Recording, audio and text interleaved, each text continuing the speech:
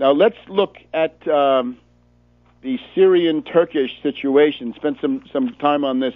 If you look at Tarpley.net, you'll see it was part of a discussion on Press TV towards the middle of the week with a participant in Berkeley from the Institute for Policy Studies, another participant from Lebanon who is the sort of anti-Syrian voice in this entire thing, and yours truly. And what we've had is this border incident where it does appear that the Syrian army, and I say this with some trepidation, but the Syrian army appears to have shot a couple of rounds by accident into southern Turkey, killed a couple of people. Turkey has fired back, and the Turkish parliament has approved a resolution calling for, or allowing, not calling for, but allowing, it's a passive resolution, calling for the government to be able to do what they need to do. In other words, they can shoot back again if they feel they need to. This is part of the Turkish constitutional setup. Let me say, we had yesterday evening here in Washington the farewell of the Kazakhstan ambassador. The Kazakhstan ambassador has served here in Washington. He's now on his way actually to Moscow. He has been promoted to foreign minister of Kazakhstan, and he will be joining President Nazarbayev of Kazakhstan in Moscow in the next day or two. Actually, tomorrow. I guess it's the 6th, Saturday, the 6th of October.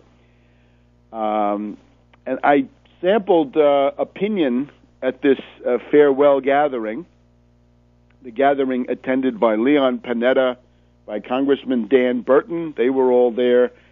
But asking the Kazakhstan military attaché, is there a big danger? There was a relatively calm response. Also, the Russian Federation military attaché, calm response on that. And then the Turkish ambassador. So the Turkish ambassador is attending the farewell for his Kazakhstan colleague. And again, I'm struck. Let me just sum it up first of all before I tell you in some detail what he said.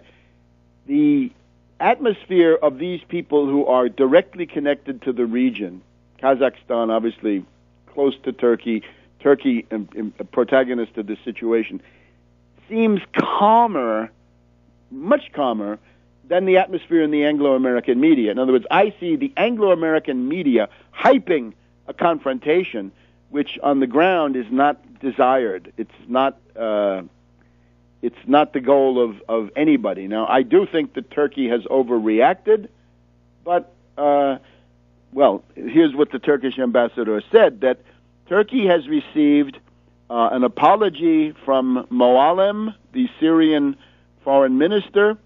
This apology was accepted. More reassurances were offered by Syria that it would not be repeated. So therefore, the representations from the Syrian side are generally considered to be satisfactory. Turkey is not interested in war. Any further Turkish response will be proportional, and the incident is now quieting down. Turkey is encouraged by strong support from the NATO allies and is also hoping for some declaration of support from the United Nations. So on the whole, this was not a bellicose mood that one could see. And people who would have been nervous, I think, otherwise, don't seem to be. So, again, I think that you're looking, for example, somebody like Anne Applebaum here in Thursday's October 4th Washington Post. Anne Applebaum is the wife of the Polish NATO foreign minister, right? Sikorsky, I think his name is, crossing all the red lines in Syria. So they want to blow this up and make this into a huge deal. I also asked the Turkish ambassador, have you entertained the possibility that the Free Syrian Army station, operating in Syria, provoked this by shooting into Turkey? Interesting response is, interesting question, and thank you for asking. So the idea is that they do entertain, they are aware of that possibility, but in this case, Syria seems to have said that it is a mistake by Syria which they regret and which will not be repeated. And that's also what we have here. Lavrov in Moscow on Thursday saying the Syrian authorities told him, Syria to Russia now, says it was a tragic accident that would not happen again. And Lavrov said, why don't you go and state that officially, according to RIA Novosti. So the whole incident is this place called Akçakale. It's on the Turkish-Syrian border. It's about halfway between the Tigris River in the east and the Mediterranean in the west. So naturally, we are working for peace, in particular, as Friends of Turkey, which we are. We're urging them, and indeed warning, as I had occasion to mention several times, that Obama's promises are worthless. Don't believe whatever Obama tells you. It's deception. His method is deception. And the representations that Obama made to Turkey about how easy it would be to knock off Syria have turned out to be wrong, and I think willfully so. Now, one other interesting thing.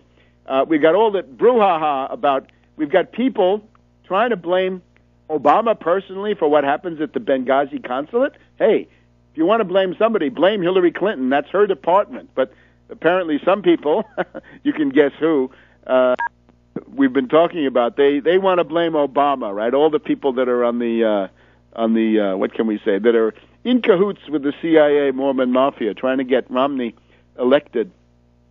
Here's what we see, though. In the Washington Post of today, contingency plans seem to fail at U.S. Outpost. Michael Birnbaum, Washington Post of today. What we're told is that the security of the Benghazi consulate was in the hands of the 17th of February Martyrs Brigade. We're told that they had contract guards. We had Libyan guards hired by Blue Mountain, a British company. My God, watch out for that. Libyan guards hired by Blue Mountain, a British company under contract to the U.S. mission. We had 3 armed militia members, 4 unarmed guards, and a handful of U.S. military personnel. But the most shocking is that the emergency force that's supposed to come in and help is the 17th of February Martyrs Brigade. Now, you'll remember them. They are accused in the killing of General Yunus. They are supposedly people who support Hifter. Remember, Hifter was the guy who came from Northern Virginia, near the CIA, was shipped over to become the commander of the new Libyan military forces, and he immediately got into a conflict with Yunus, who was somebody who had been there, had been part of the Gaddafi army, and that then ended when Yunus was assassinated. So look at this. This is, if not Al-Qaeda, we're getting pretty close. We're getting uncomfortably close. And this was done by the State Department. So the idea was that the 17th of February Martyrs Brigade was supposed to come in.